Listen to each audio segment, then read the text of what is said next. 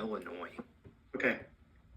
And is Um, the work done in the U.S. or is it global, or what's the scope of the contract? the work is done, so it is. I guess they're delivering equipment and maintenance services to go with that equipment in the U.S. The specific compliance issues are with the services rendered in essentially service locations in the United States. Like they are also operating in Canada. The compliance issues are in the U.S. I mean, it's equipment that's I think manufactured in China or elsewhere.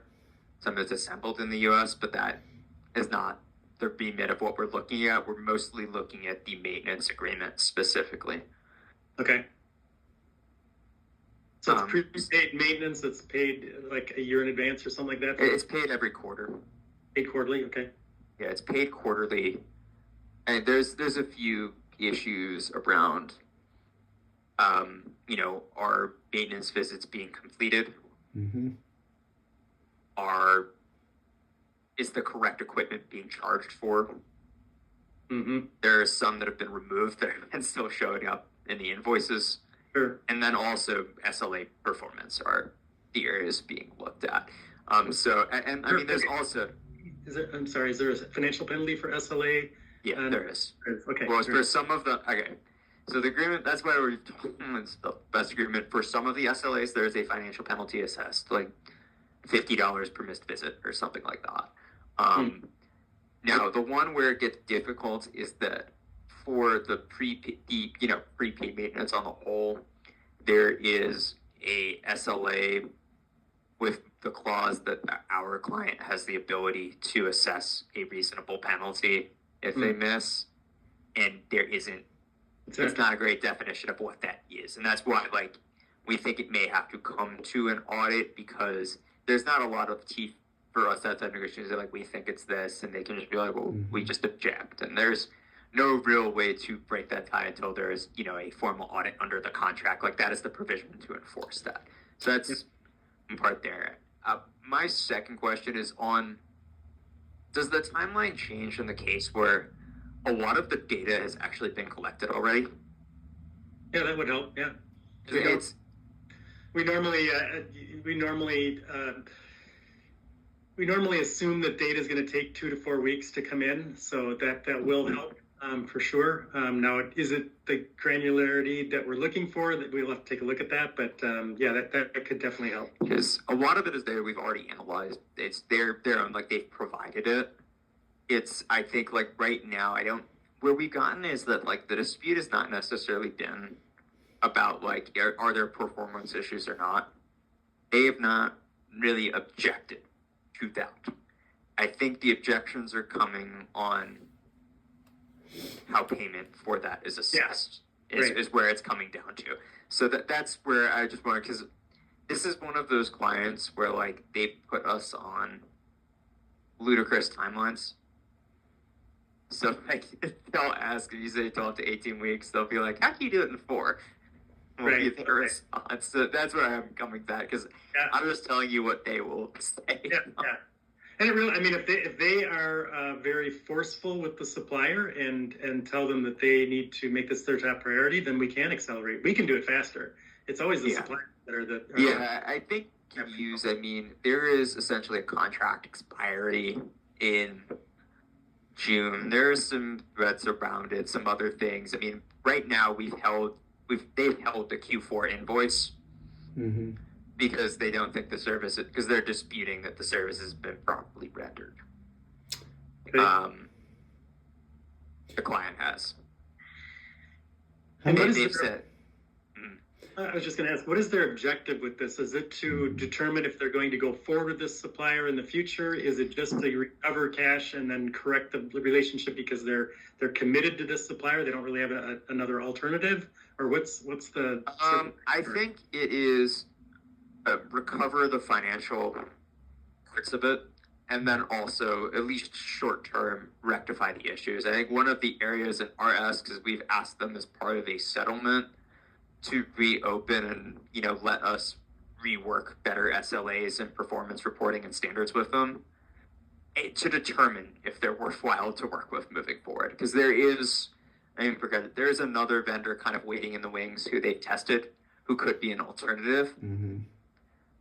So there's that aspect of it in the background too. But I think the first part right now is like recover money from services not rendered and reset for recovery of service are the two big priorities. One question I have is this just one supplier, or are there multiple suppliers they're wanting to go in and do an audit on? This is one right now. There may be more given some of the work we're doing and identify other opportunities like this. There have been two others where that has been considered. I think both of those two other vendors, though, have been more forthcoming to kind of resolve without a formal audit. This one is the one where it's gotten a bit more heated on it. And do you know by chance the overall annual spend, like the for these particular suppliers? Like typically when we do an audit, we look at anything that's over $10 million in spend over the last 3 years. So I'm just curious. It's about this vendor's about 10 million. Okay. Perfect. 10 million per year. Yeah. And like one of the other ones we've looked at, we don't need to get a formal audit, is like 11 to 12. So that, okay. Right. It's a company that maybe like 2 billion in spend, maybe total. It's not as big as some of the other ones, etc. We'll work with, but we have a pretty kind of expansive transformation scope with them. Absolutely. That makes sense. Okay. That was my next question too, Mike. So good. Thanks for jumping in. Yeah, so it's around like 10 million. I mean, the spend with them there's around, 7-8 million in maintenance, and then the equipment will it's like a CapEx plan, so that will differ year over year, but I would say you can roughly think of this around $10 million relationship. Great.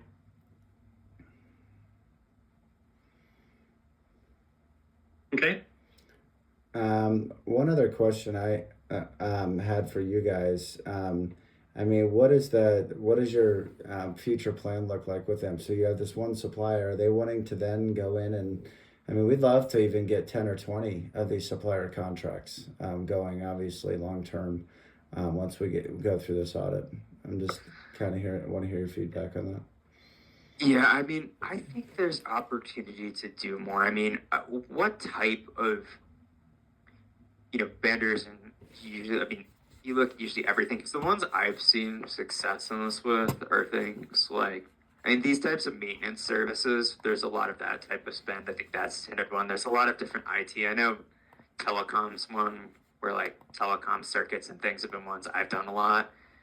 But yes, I think some of the ones we're looking at are a lot of equipment maintenance is one of the big ones that this client has. Yeah, Nate, what we look at is really different contract types, as Mike's brought up here. So if there's a cost component within the agreement, that's like a red flag to us, that there's an opportunity there, because if they're billing either a pass-through of cost or a pass-through with a markup of cost, our clients don't have visibility to what the cost is, right? So what did they pay that supplier? They don't really know. They just know that this is the value that they're charging them. And so we would go in and actually verify that the cost is being, either passed through with no markup or with the appropriate markup. So that's where we find there's the most error, most inherent risk and the highest error rate, because of that lack of visibility. But then beyond that, any kind of, like you're saying, any kind of services, so maintenance services, could even be contingent labor, it could be a BPO, lots of other areas where there's a lot of labor involved. That's where we see that there's a lot of opportunity too. So if we I don't want to go through all of this, but those are the top areas that I'd say that would have the most fertile ground. Yeah, I mean, these all make sense. I mean, this one came up because in our view, like, there's multiple years of poor performance, and I mean, even we sized the error for 1 year is like over $2 million. So that's why this one came up. But I think it's like astronomical when we see the issues being like, it's something where like they're hitting 54% of the services they're supposed to be doing, and it's like 95. It's just and self-reporting that doesn't necessarily mean self-reporting that. Yes, and now they're challenging what they have to pay around that, but they're self-reporting that. Then they're trying to like fit them in towards the end of the year and say they did it counting for earlier in the year. So it's like those types of things to referee from it. But I think it's a lot of the maintenance operations and labor are things where there are probably opportunities. I think there's one of the big ones that we're looking at, because mentioned there's a lot of this, OEM equipment maintenance, is questions of in warranty versus out of warranty is a big one. I don't know if that's something you guys have looked at, but it's something that we've started to look at a few. So I'm not going to be the overall authority on that. Samir, who's here, was able to join. He's like the overall program lead. I just lead one of the 8 cost takeout work streams. Okay. So like more expansive would go through him and through the different managing directors on the project. Yep. So Nate, talk us through from a relationship standpoint how you guys typically manage this with a supplier or a vendor, like someone like us that wants to come in and help with an audit. I think so. It's gonna differ because I've seen this play in a few ways. I think the way this would work is honestly in the next basically before now and Thanksgiving, if we're unable to work in agreement with this vendor on like a financial and service rectification plan, whatever we want to call it, the settlement. Like our usual thing was we would probably, I know there is an arrangement between Extension and PRGX. Yes. I assume, I'll work with PFK and the others to like figure out how that's introduced to this client.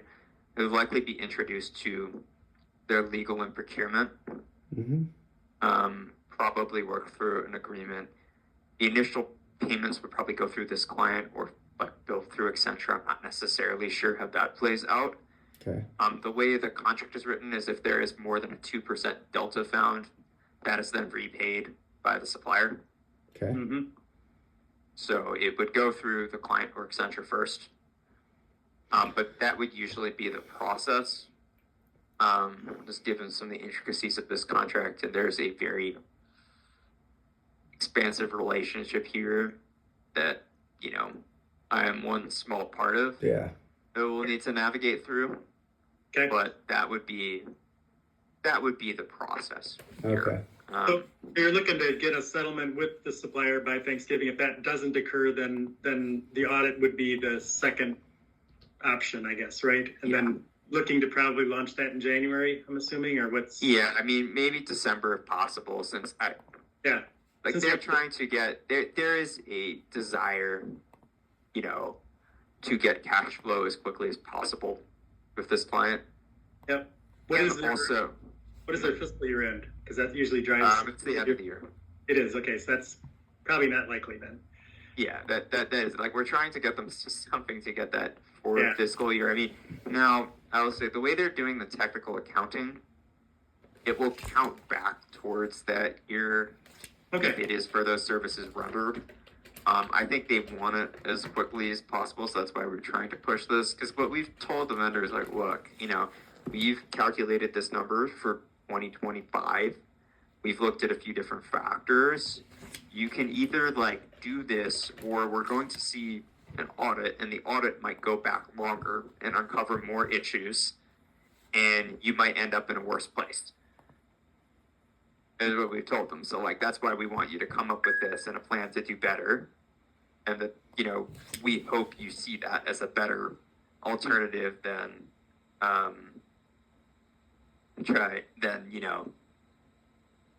letting it go to a full audit. But if you want to do that, we're not going to be charged for services you're not doing. Okay. Right. Has been their perspective. So. And the data you have already, is that just the last year, or does it go back? It's just the last year. Okay. And did you receive it from the supplier, or did you? Yes, we did. All right. We did. So still that dynamic too. So if we get started, there's something to be gained by having that data, but we still need to go back and get the rest of it. Yeah, you would need to go back. You need to request the 2024 and 2023, because what we've done is essentially we took their we calculated off their service call response times and all of that. And then we also, on say preventative maintenance, we calculated the inspections completed against the contract costs and the numbers that were supposed to be. Right. Okay. So we have those data sets to start, but they're just the 2025 ones and cover like Q1 for Q3. Okay. So Nate, And when the time, would you be willing to share the audit clause itself, just so we can analyze that as well? I think it'd be helpful to at least understand what the parameters might be there. Yeah, I mean, I don't know the full NDAs yet, but I can just, Or to snip it into that, maybe? yeah, we can probably snip it. Oh, and I don't know if you have it up, I can pull this up too. You mean just the clause in the contract where it talks Yeah, about just the clause in the audit? contract. Yeah. I have the contract open here. I will Yeah. see. Yeah, if you could just do a screenshot of just the audit clause. Yes. while we're doing that, Nate, so would it be best then to wait a couple weeks until you see if you can get a settlement with this supplier before we, in terms of, getting everything set up for the audit? I think, yes, we're getting things set up for the audit, but in terms of any kind of commercials or things you need to get set up, if you could send those to me and Samir, who's on this, I can do that. I think, Mike, that would be good. Just to understand, like, just a write out of what the audit parameters are, and then what, like, the scope of work would look like and how we would roll that out for, this targeted one or an expanded scope as well. Sounds good. Yeah, and just so you're aware too, Nate, the work that PRGX has done with Accenture in the past has been more on the AP transactional basis and not contract compliance. So it is a different service. This I understood from Christoph as well, okay, that was, there's a few big retailers doing the AP overview. So I think I'll let Samir know, like, we'll just need to get something else set up there, and maybe it might even go directly through the client if that's quicker.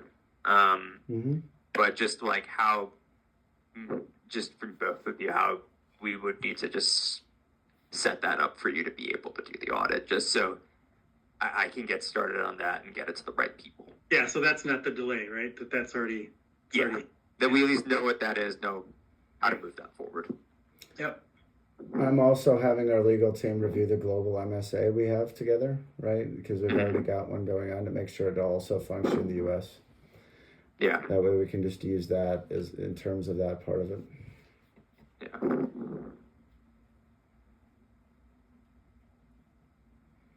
So why don't we do this? I can also email some times over, Nate, to where we can meet again to see if you have any questions on the commercials and everything. Yeah.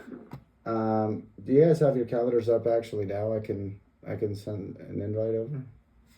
Yeah, we can. Also, this is the clause. Oh, there you go. Yes, I'm sharing the clause, just the clause now. Okay. So if you can see. Is it okay if I snip it, or do you want to keep it on this call? I think just better is to keep it on this call. Okay. That's very true. Yeah, so you can see the client name, I think. Yeah. But we're aware. Aware. Yeah, you guys are aware. Oh yeah, they have the audit. Yep, they can audit. Yeah.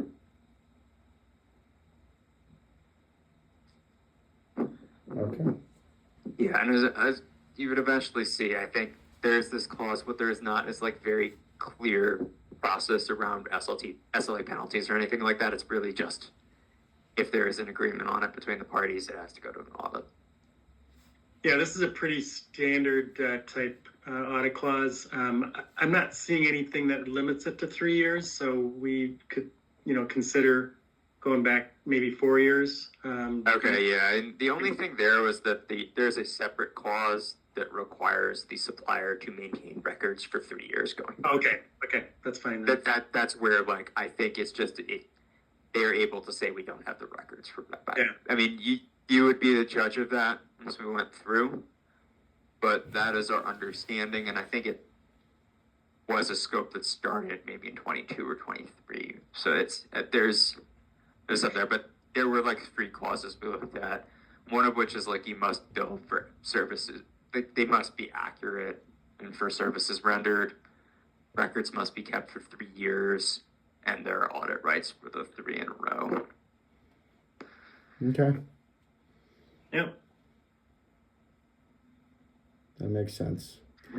Guys, to make this easier, I can send over a summary, and then maybe sometimes we can meet. And then on top Yeah, of that, that sounds good. I took some pretty good notes today on it, so we can pass those over. Then I've got a 2-page PDF that kind of talks through our contract compliance process that might be helpful for you to see. Mhm. That you can also share if you need to with your client.